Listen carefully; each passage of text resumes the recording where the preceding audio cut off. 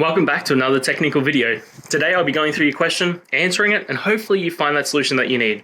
Guys, remember to stay just a little bit crazy like me, and hopefully you get to that resolution. Now, let's continue on.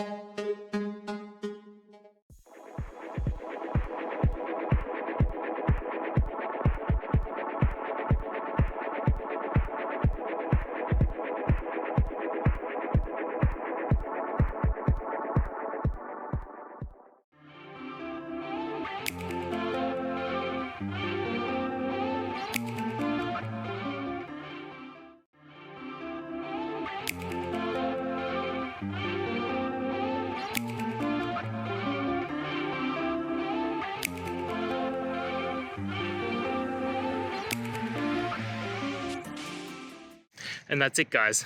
I hope the video helped find the resolution that you're looking for and you got the answer and worked your way through. If it did, please hit subscribe. I'd really appreciate it. And until the next time you need technical help, I hope you have a good one.